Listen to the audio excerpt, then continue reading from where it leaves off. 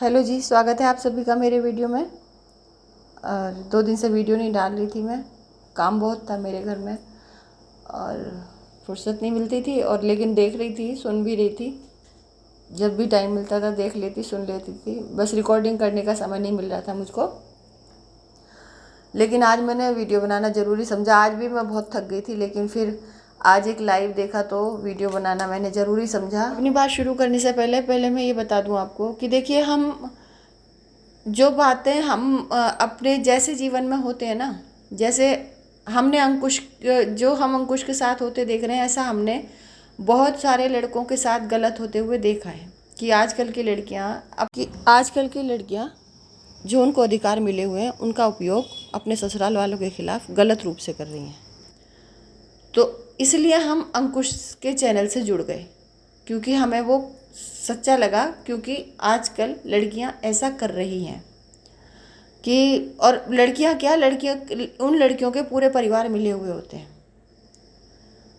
तो मुझे लगता है कि जैसे हम अंकुश के चैनल से जुड़े, अपने नज़रियों को लेकर कि भाई हम उन लोगों को परेशान होते हुए देख रहे हैं, लड़के के फैमिली को।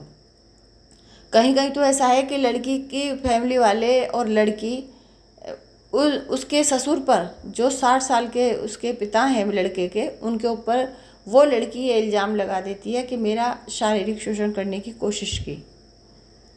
और वो एक बेटी के पिता भी हैं।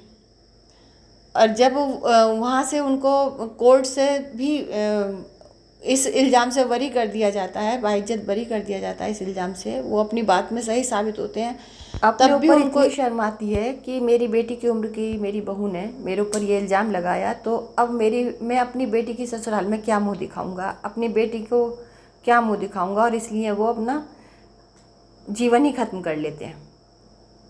कितना दर्दनाक है ये होना। और उन लड़कियों को शर्म नहीं आती है जो लड़के के परिवार को इतने गंदे आरोपों में फंसा देती हैं कि वो मरने पे मजबूर हो जाए। तो हम लोग देख रहे हैं, और जो लोग इनकी तरफ से मतलब इस गलत को के साथ हैं, जो इन लड़कियों को गलत करते हुए देख रहे हैं और फिर भी लड़के वालों को ही गालियां दे रहे हैं। तो क्योंकि मैं पता क्यों गलत कह रही हूँ, मैं इसलिए गलत कह रही हूँ कि हमने गलत होते हुए देखा ही नहीं। अब ये लोग कहेंगे कि गलत होते हुए देखा नहीं तो क्या गलत हुआ नहीं? अरे भाई, वो ब्लॉगर हैं दोनों, है ना, दोनों ही ब्लॉगर हैं। किसी के भी तो उसमें वीडियो में आता, कहीं को अत्याचार दिखाई देता। जिस समय वो अपनी ससुराल में थी उस समय कितनी खुश दिखाई देती थी। अब ये कहते हैं कि वो बहुत अच्छी थी इसलिए झूठ मूठ खुश रहती थी। झूठ मूठ का खुश रहना और सच्ची खुशी लड़की के चेहरे से ही पता चल जाती है। उसके चेहरे का ग्लो बता रहा था कि वो सचमुच में खुश है। उसकी जो चीज़ें उसके यहाँ दिखाई देती हैं ना, डार्क सर्कल हो जाते हैं उसको, वो सब खत्म हो गया था वहाँ जाकर, क्योंकि वो सच में वहाँ खुश थी। अब पता नहीं इन लोगों को कहाँ से वो टॉर्चर दिखाई दे जाते हैं जो उस लड़के वालों को इतना गंदा बोलते हैं कि वहाँ कितने अत्याचार सह रही थी।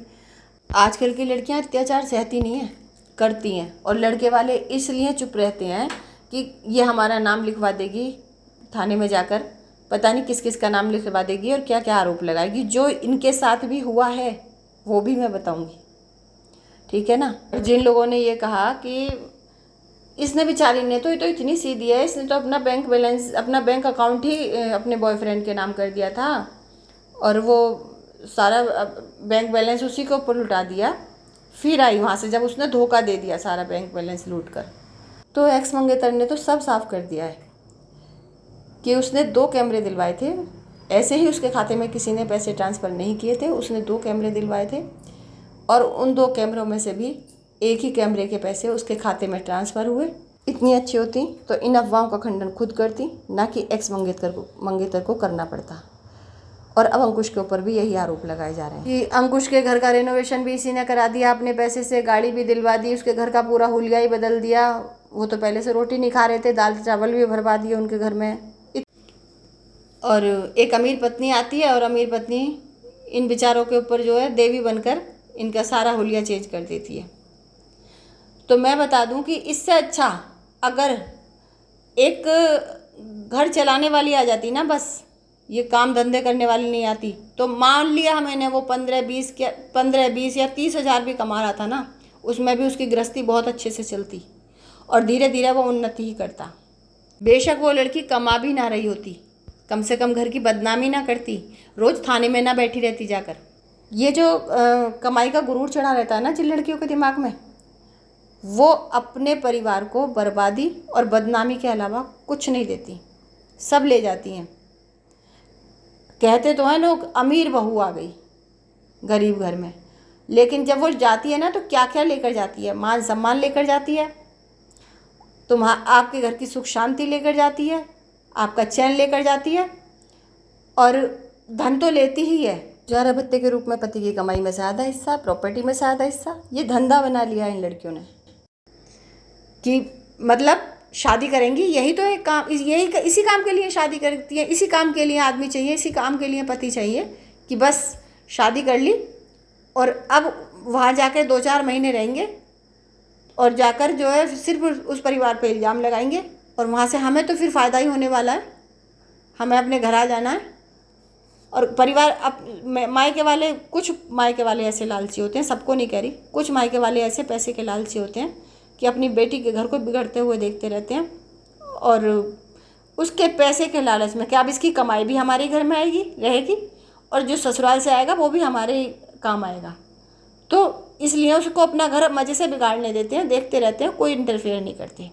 और लड़की का पक्ष लेकर उल्टा लड़के वालों के ऊपर चढ़ते हैं, जाकर उन्हीं के ऊपर झूठे आरोप लगाते हैं, उन्हीं के साथ मारपीट करते हैं। ये आजकल के लड़की के माँ बाप और भाई बहन करते हैं कि अपने लालच में अंधे हो जाते हैं। और जो लोग कहते हैं ना कि रिनोवेशन इसने कराया अंकुश के घर का, तो उनका रिनोवेशन क्या कराया? उनका पूरा घर तो हम देख रहे थे, पहले से बना हुआ था, बहुत बढ़िया बना हुआ था, सिर्फ वो सामने वाला शीशा लगाए और फ्लोर मैट डलाए। और क्या रिनोवेशन कराया उसने? फ्लोर मैट डलवाया, कोई सब कुछ बढ़िया बना हुआ था उनके घर में, सिर्फ एक फ्लोर मैट डलाए, एक शीशा लगाया वहाँ जहाँ जगह थी। तो इतना अपनी बहू के लिए उन्होंने खुद करवाया है, खुद अंकुश ने करवाया है अपने पैसे से। लेकिन अमीर बहू ये नहीं बताएगी किसी को भी सच्चाई कि मेरे पति ने अपने पैसे से ये सब करवाया है, मैंने नहीं करवाया। फिर झूठ मूठ के अमीर कैसे बनेंगे ये लोग? तो और ये बातें मुझे कैसे पता चली? मुझे भी उनके गांव वालों से ही पता चली है, जो उनके बिल्कुल बराबर में रहते हैं, उनसे ही पता चला है, जैसे और लोगों को पता चल रही हैं। ठीक है, और ये बातें बिल्कुल सच हैं। और गाड़ी की बात रही तो गाड़ी के लिए वो मना कर रहा था, जिद इसी की तरफ से हो रही थी। गाड़ी, आपको ये भी याद होगा कि गाड़ी 6-7 महीने 7-8 महीने बाद ली गई है। तो गाड़ी ली गई इनकी जिद पर, क्योंकि इनकी बहन के पास गाड़ी थी, इन्होंने इसलिए जिद की। और वॉशिंग मशीन के लिए भी इन्होंने इसीलिए जिद की कि इनकी बहन के पास वैसी वॉशिंग मशीन थी। तो ये दोनों चीज़ें भी इन्हीं की जिद से आई हैं। तो गाड़ी के लिए इन्होंने जिद की, उसने मना किया कि मैं गाड़ी नहीं ले रहा, मेरे पास अभी पैसों का हिसाब नहीं है। तो इन्होंने कहा चलो 50-50 में ले लेते हैं, 50 तुम डालो 50 मैं डालती हूँ। इस बात पर इनका तय हुआ और इन्होंने जो अमीर पत्नी है, इन्होंने 4 लाख के करीब डाउन पेमेंट किया अपने बैंक अकाउंट से। तो जाहिर है कि EMI भी उन्हीं के नाम से बनती और लोन उन्हीं के नाम से पास होता। लेकिन हाँ, किस्त ये पटा रही थी, EMI इनके खाते से कट रही थी, लेकिन उसने, जो गरीब पति है, उसने डाक खाने के थ्रू इसके खाते में पैसे ट्रांसफ़र करने शुरू कर दिए। 10,000 या 12,000 की किस्त जा रही थी, तो उतने ही पैसे वो डाक खाने के थ्रू इसके अकाउंट में डलवा रहा था। जितने की किस्त जाती थी, जितने किस्त के जाते थे, उतने तो डाक खाने के थ्रू डलवा ही रहा था पति। और प्लस पेट्रोल भी पति के ही पैसों से भरा जाता था गाड़ी में। जब भी कभी घूमने जाते थे तो पेट्रोल जो भरा जाता था वो गरीब पति के ही पैसों से भरा जाता था। पत्नी ने सिर्फ गाड़ी ली थी, लेकिन पेट्रोल से जिससे चलती है गाड़ी, वो चलती थी पति के पैसों के पेट्रोल से। चलिए, यहाँ तक बात हो गई। अब ये घर छोड़कर जब आ जाती है ना, तो ये थाने में जाकर ये आरोप लगाती हैं ससुराल वालों पर, अपने पति पर, कि मेरे से दहेज मांगा, कार मांगी दहेज में और मेरी मम्मी ने दिलवाई। अब वो तो सबूत मांगते हैं भाई, कानून तो सबूत मांगता है, ऐसे ही थोड़ी चलता है। यूट्यूब थोड़ी है वो कि यूट्यूब पे कुछ भी बोल दिया और लोगों ने गालियाँ देनी शुरू कर दी। अब वहाँ ये कह देती मेरे से दहेज मांगा और वो लड़के को पीटना शुरू कर देते, गिरफ्तार कर लेते। ऐसा थोड़ी होता है। उन्होंने इनसे सबूत मांगा, ये सबूत नहीं दे पाई दहेज का, कि उन्होंने कहा कि अगर दहेज में मांगा तो साथ क्यों नहीं लेके गई थी गाड़ी, गाड़ी में ही विदा होकर जाती। दहेज में जाना था तो 8 महीने बाद क्यों ली गाड़ी, और तुम्हारे अकाउंट से क्यों जा रहे हैं पैसे, अगर दहेज था तो ये गाड़ी दहेज थी तो मतलब वो इनका कहे के अनुसार थोड़ी मान लेते। वो तो सब चीज़ सबूत में मांगते कि मैंने अपनी मम्मी से लेके पैसे दिए। इन्होंने ये कहा कि मैंने अपनी मम्मी से लेके पैसे दिए, तो अकाउंट बता रहा है किसके अकाउंट से, वो सब चीज़ें चेक करता है कानून। तो अकाउंट से पता चला कि इन्हीं के खाते से जा रहे हैं, सारी किस्तें इनके खाते से जा रही हैं और इनके खाते में उधर से पैसे भी आ रहे हैं। तो यहाँ इनका नहीं चला, आरोप झूठा, ये यहाँ फेल हो गए ये परिवार। नहीं तो लड़की वालों को क्या चाहिए था कि बेटा तू झूठा आरोप क्यों लगा रही है अपने पति के ऊपर, अपने ससुराल वालों के ऊपर। यहाँ माँ को डांटना चाहिए था या नहीं डांटना चाहिए था।